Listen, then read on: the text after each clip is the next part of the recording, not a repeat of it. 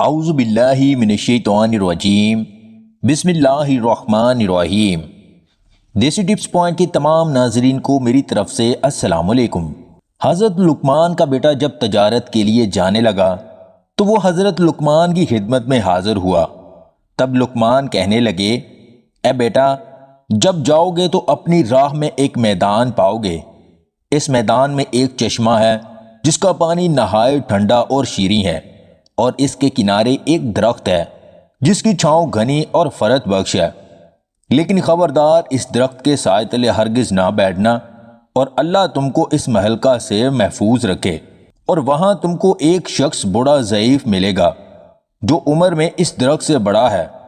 پھر جیسا وہ تم کو کہے اس کی بات لازمی ماننا۔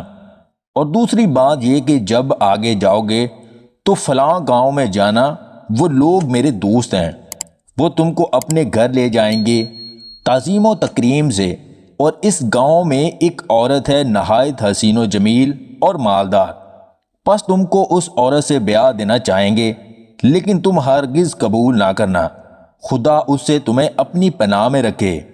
اور تیسری بات یہ کہ ایک شخص فلاں نامی فلاں شہر میں رہتا ہے، ایک مدت ہوئی ہے مجھ سے قرض لے کر گیا ہے، پس اس سے وہ قرض وصول کر لینا، اور خبردار رات کو وہاں نہ ٹھہرنا، اور یہ تمام نصیحتیں یاد رکھنا۔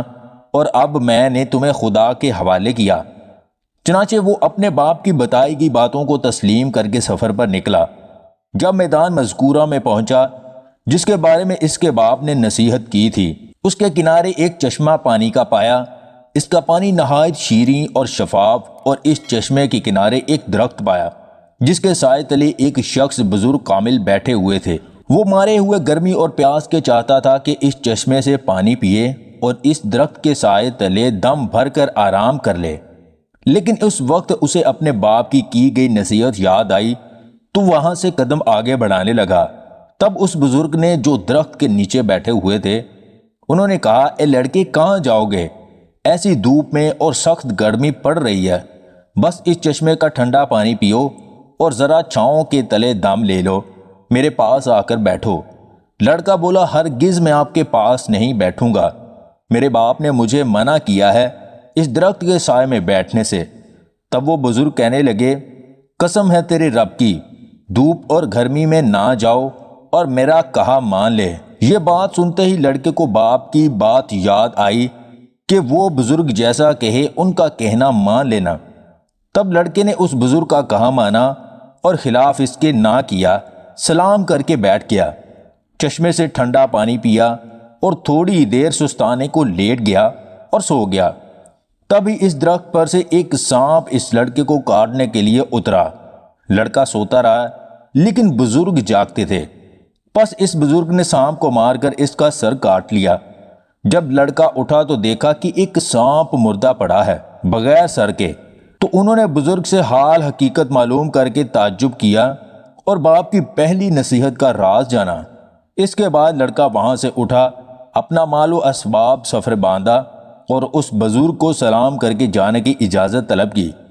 تب بزرگ آدمی نے پوچھا کہ تم کہاں کا عزم سفر رکھتے ہو؟ لڑکے نے کہا کہ میں فلاں گاؤں میں جانا چاہتا ہوں، وہاں میرے باپ کے دوست ہیں۔ تو بزرگ نے کہا، اگر تم کہو تو میں بھی تمہارے ساتھ چلوں۔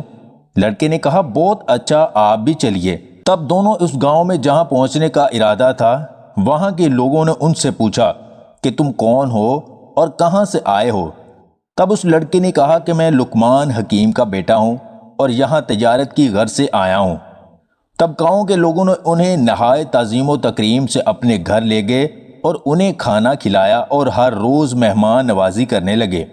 تب ایک دن کہنے لگے، اے لڑکے، ہماری قوم میں ایک عورت نہایت خوبصورت، نیک، مالدار اور حسب و نسب میں درست ہے، ہم چاہتے ہیں کہ تم سے اس کا نکاح کر دیں۔ یہ بات تمہارے واسطے اچھی ہوگی کہ مال و دولت خوب ہاتھ لگے گا۔ تب لڑکے نے کہا، میرے باپ نے اس سے منع کیا ہے کہ سفر میں کسی امر کے پابند نہ ہو، ورنہ نقصان اور تکلیف اٹھاؤ گے۔ تب اس بزرگ نے جو ساتھ تھے کہنے لگے، جب یہاں کے سب ہی رئیس آرزو مند ہیں اور اس کی گواہی دیتے ہیں، اور یہ بھی کہ وہ حسین و مالدار ہے، تو شادی کرنے میں کوئی مذائقہ نہیں اور کوئی اندیشہ نہ کر۔ تب لڑکے کو باپ کی نصیحت یاد آئی کہ وہ بزرگ جو بھی اس پر عمل کرنا۔ تب مصر لقمان نے اپنے مصائب یار کے کہنے سے اس عورت مالدار سے نکاح کیا۔ جب ایک شخص اس قوم کا اس لڑکے کے پاس آیا اور کہنے لگا کہ میں حضرت لقمان کی بہت عزت و تکریم کرتا ہوں اور اس سبب سے تمہارا بھی خیر خواہ ہوں، تم نے ناحق اس عورت سے نکاح کیا، وہ بہت بری اور قبل تم سے اپنے 9 شوہروں کو اپنی خلوت گاہ میں مار چکی ہے اور اب تم کو بھی مار ڈالے گی، سو اگر تم اپنی جان بچانا چاہتے ہو تو کسی ہیلے بہانے سے یہاں سے نکل جاؤ۔ تب لڑکا اس شخص کی باتیں سن کر ڈرنے لگا اور پچھتانے لگا۔ چنانچہ جب لڑکی کے مصائب نے اس رنجیدہ دیکھا تو پوچھا کہ تمہیں کس بات کا اندیشہ ہے، کیا سبب ہے کہ تم میں پریشان دیکھتا ہوں؟ تب لڑکے نے بزرگ سے کہا کہ میں نے سنا ہے کہ میری بیوی جس سے میں نے یہاں نکاح کیا ہے مجھ سے پہلے 9 شوہروں کو پہلی خلوت شب زفاف میں مار ڈالا ہے، ڈرتا ہوں کہ شاید مجھے بھی نہ مار ڈالے، اور شاید اس بات کے سبب سے میرے باپ نے مجھے اس سے نکاح سے منع کیا تھا۔ تب اس بزرگ نے کہا کہ کچھ فکر نہ کرو اور خاطر جمع رکھو، میں تمہیں ایک حکمت بتا دیتا ہوں، اس کو سن لو۔ وہ یہ کہ جب رات کو تمہاری بیوی تمہارے پاس خلوت کے لیے آئے تو کسی بہانے سے اسے وہاں چھوڑ کر میرے پاس آنا، تب ہم اس کی تدبیر اور علاج کریں گے۔ جب اس کی بیوی رات کو اس کے پاس خلوت میں آئی تب اس لڑکے نے بہانے سے کہا کہ تم یہاں بیٹھو، میں ذرا باہر سے ہو کر آتا ہوں۔ بیوی نے پوچھا کہاں جا رہے ہو؟ تو لڑکے نے کہا قضائے حاجت کو جا رہا ہوں، تم تب تک یہاں انتظار کرو، اس کے علاوہ بھی ایک اور کام ہے وہ آ کے بتاتا ہوں۔ تب لڑکا وہاں سے نکلا اور سیدھا اس بزرگ کے پاس پہنچا۔ اس بزرگ نے ایک آتش دان انگاروں سے بھرا ہوا لانے کو کہا۔ جب لڑکا آتش دان لے آیا تو اس نے اس میں سانپ کا سر جو درخت کے نیچے سے کاٹ کر لایا تھا اس کو اس آتش دان میں رکھ دیا اور آتش دان کو لڑکے کے حوالے کیا اور کہا اسے لے جاؤ اور اپنی بیوی سے کہنا کہ برہنہ ہو کر اس آتش دان پر خود کو سینکے اور بعد اس کے آتش دان کو دوبارہ میرے پاس لے آنا۔ تب لڑکا وہاں سے گیا اور جیسا اس بزرگ نے کہا تھا اپنی بیوی کو کہا اور بعد اس کے سینکنے کے آتش دان واپس لے گیا۔ تب اس بزرگ نے دیکھا کہ 2 سانپ اس انگیٹھی میں جل رہے ہیں۔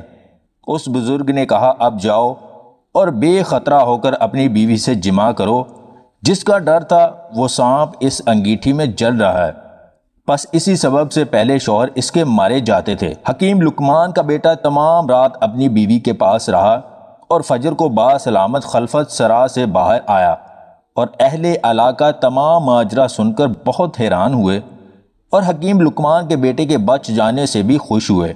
اس کے بعد لقمان کے بیٹے نے ارادہ کیا کہ اپنے باپ کے قرض دار کے پاس جا کر قرض وصول کرے۔